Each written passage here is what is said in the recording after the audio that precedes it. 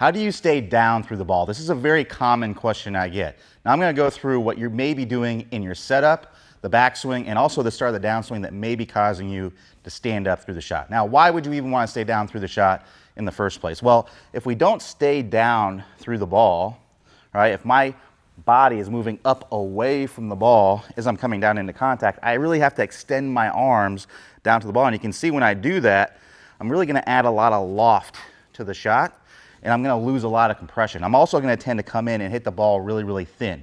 I'm not going to be able to get out of those really, really tough lies.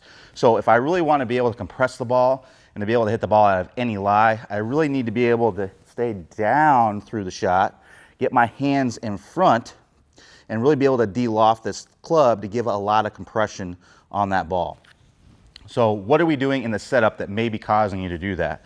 Well, first of all, one thing that I very commonly see is really having the hips pushed too far back over the heels. So when I'm like this, I'm going to tend to stand up in the backswing, right? And then if I'm too far on the toes, right, if I'm out here, I'm exaggerating, but if I'm really too far out here, I'm going to tend to stand up through the backswing as well to stay in balance, right? Because if I kind of stayed in my posture and I was on my toes, I'd kind of fall on my face, right? So really it comes down to a balance issue at setup that could be causing you to stand up out of your posture to be able to stay in your balance. Otherwise, you may fall over. So what we want to do is have our hips nicely centered over our ankles, right? So if I had to draw a line straight up through my ankles here, I want to have that pretty close through the middle of my hips. I want to have a little bit of flex in my knees. Then I want to bend at the waist and just let my arms kind of hang down and relax until they're roughly 5 or 6 inches in front of my legs. Now from there, I'm going to be in a nice, relaxed, athletic, and balanced position that's going to allow me to stay in my posture throughout the backswing and hopefully in the downswing as well. So now let's talk about the downswing and a great drill that you can do to help you to stay down through the ball. So what I'd recommend doing is finding a wall in your house, your garage, anywhere like that. I don't have a wall that I can just makeshift bring out here, but I do have this contraption that I made here with an alignment stick going through it, flagpole holder. You don't have to go through the trouble of making one of these, but this is going to help. This is basically going to be my wall in the demonstration of this drill. So what I want you to do is get in your good setup like we just talked about, where we're getting our hips nice and centered over the ankles there. We're bending at the hips, letting our arms hang down. And I want you to scoot up to where your head would just be touching the stick or the wall that you'd be using in your house. All right, and then from here, what we want to do is go up to the top of the swing and stay on that wall, right? So a lot of times if we're coming up out of our posture in the backswing, that's going to make us come out of our posture in the downswing. So we want to make sure that we're staying in our posture nicely in the backswing. When we look at tour players, when they go up to the top of the swing, they're typically lowering a little bit as they go up to the top, right? We want to be able to do the same thing. So if we can keep our head nice and steady and on this and not moving away from it in the backswing, we'll be much more likely to be able to get into a good position in the downswing. So I'm going to have this touching my head here, and what I'm going to do is I'm going to go up to the top and I'm going to retain that. Now when I'm doing that, I'm really turning my hips, and I want to get my trail hip higher than my left hip. You see, what makes me stand up out of my posture is my hips getting level and my shoulders getting level. So I want to make sure that I have some good tilt to my hips, that my trail hip is higher than my lead hip, and that my trail shoulder is a lot higher than my lead shoulder, right? So if I do that, I will be able to very easily keep my head on there. Now, if you find you're having a really hard time keeping your head on that as you're going up to the top, it's most likely one of those pieces. So really focus on pushing that hip back and around. What you may want to do is flare this trail foot out, because if you're not flexible in your trail hip, it may be difficult for you to push that right hip, that trail hip, higher than the lead hip. So flaring that foot out can be a big help for that. So get up next to a wall here and then turn to the top. Keep on there, retain your tilts here. You can see how my lead shoulder is a lot lower than my trail shoulder. Now on the start of the downswing, what we want to do is we want to have our head move down the wall a little bit and still stay on the wall. We don't want our head. See, when we come, even if we get into this great position at the top where we're touching still, right? Even if we're in this great position, we can still move away from it. So this is just to help you. But if I'm like this, if I go up to the top and I'm like this, I'm gonna have a really hard time getting back down to it. So that's why we wanna make sure, it starts from the setup, right? Making sure we're in a good setup, then we have a good backswing, and then that sets up a good downswing. So we can go up to the top here, and then we actually wanna feel on the start of the downswing that our head moves down the wall a little bit, right? So my head's moving down the wall. I don't want my head to move down and away, right? Because that's gonna move my chest away. I'm gonna extend my arms.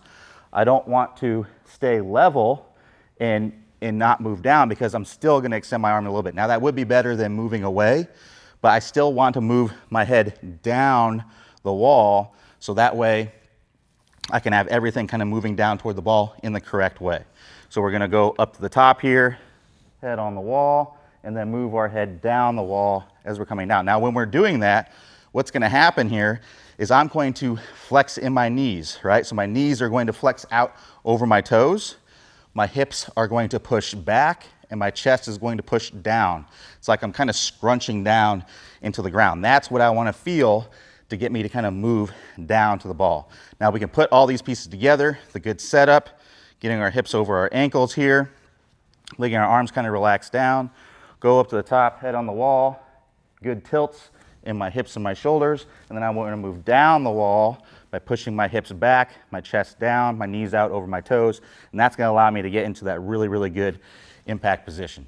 All right, so work on that drill. You can work at it at home. You can set up something like this at the course on the range to really help reinforce these motions, and it's really, really going to help you to stay down on the ball through contact. Now, there is one major piece that I didn't talk about here that can really, really make it difficult to stay down in your posture. It's going to make it all but impossible to keep your head on that wall or on that stick as you're coming down. And that is how we are moving the club in the start of the downswing.